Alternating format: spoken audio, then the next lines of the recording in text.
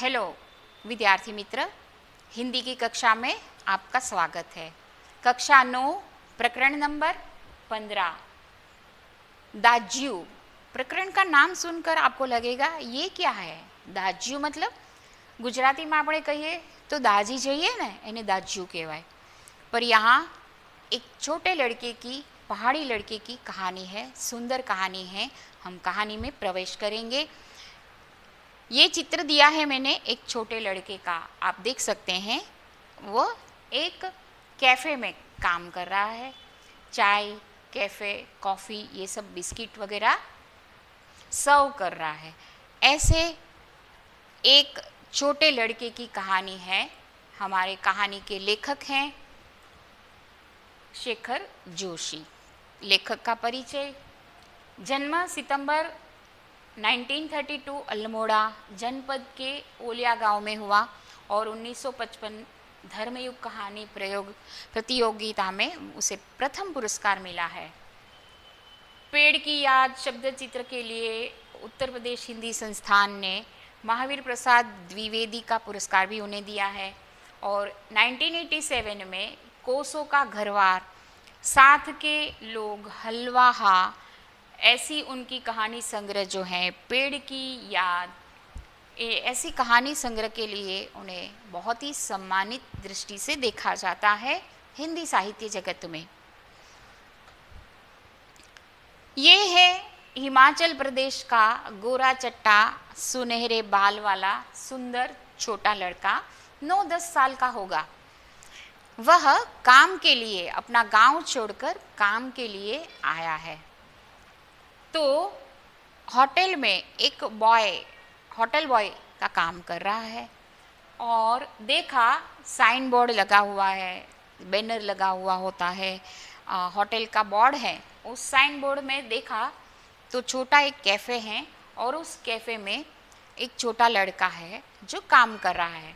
यहाँ एक जगदीश बाबू नाम के एक व्यक्ति हैं जो अफसर हैं, अधिकारी हैं। वह आते हैं, इस शहर में नए आए हैं और वह आते हैं और देखते हैं इस कैफ़े में तो एक सुंदर नीली आँखें वाला और सुनहरे बाल हैं उनके, चंचल है चाल में, मस्ती है, छोटा लड़का है 9-10 साल का और काम कर रहा है। उन्हें कोई परवाह नहीं है कि मैं क्या काम कर रहा हूँ, लोग क्या सोचेंगे। मेहनत करता है और कुछ स्वप्न लेकर आया है जिंदगी में आगे बढ़ने के लिए। ये है जगदीश बाबू, आप देख सकते हैं। और हाथ में सिगार लेकर वह कैफ़े में प्रवेश करते हैं और प्रवेश करते ही उसने इस बालक मदन को देखा और एक सिगार का लंबा कश। तो विद्यार्थी मित्र, केवल चित्र आपको समझाने के लिए दिया है। हमें इन सभी जो आजकल की ट्रेंड में चल रहा है, इन सभी आदतों से, बुरी आदतों से दूर रहना है, ध्यान में रखिए। कैफ़े में प्रवेश किया तो देखा कि एक टेबल पर वह जाकर बैठ गए और अपना ऑर्डर या अपना जो भी उनको इस होटल से चाहिए वह मंगवाने की कोशिश कर रहे हैं।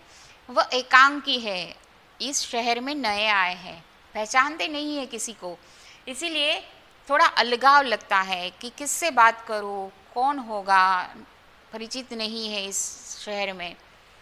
और ऐसे में वह देखता है कैफ़े में शोरगुल चलती है, लोग आते हैं जाते हैं, चाय नाश्ता करते हैं, कोई परिचित मिल जाए। इसीलिए टाइम पास करने के लिए लोग ऐसे कैफ़े में बैठते हैं।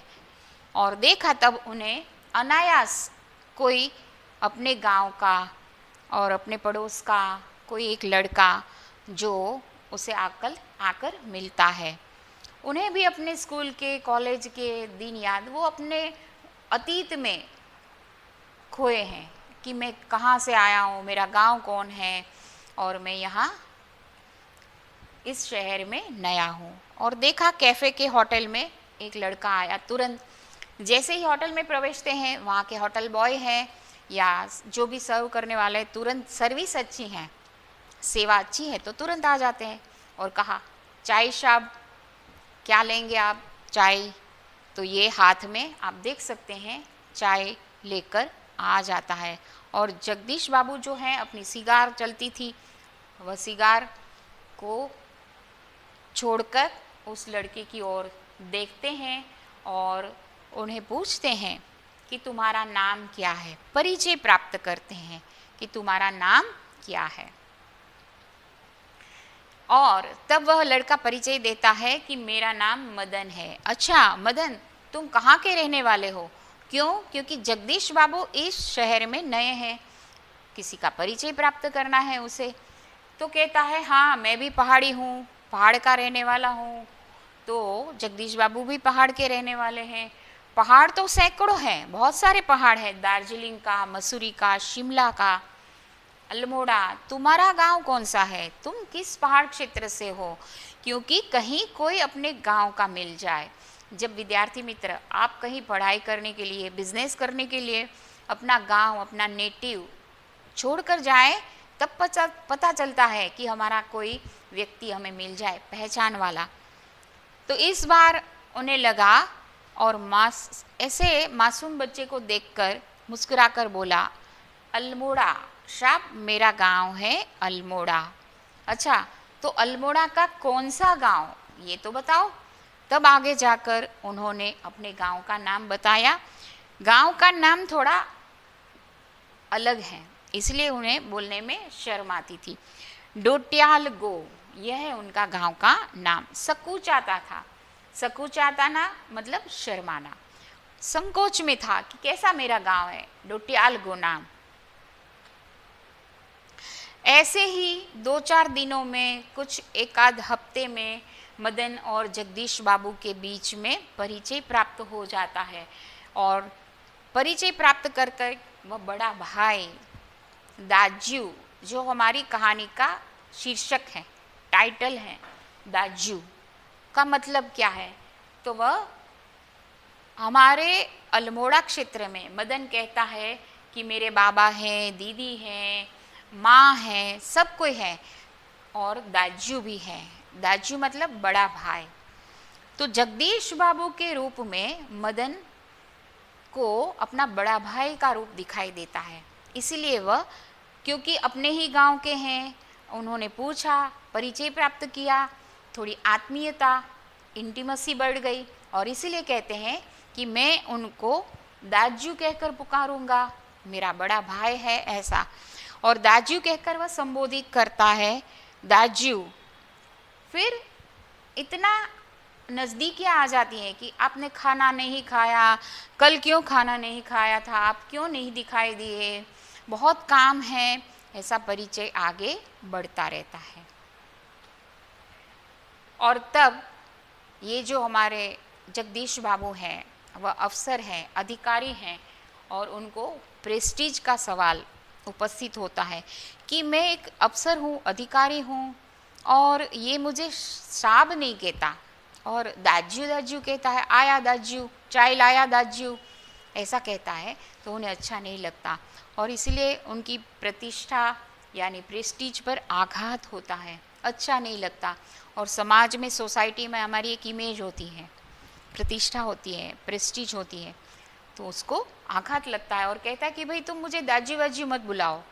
वो छोटा लड़का मदन 8-9 साल का मासूम था और अपने गांव का कोई व्यक्ति है, बड़ा भाई जैसा है, इसीलिए उसे दाजू कहता था।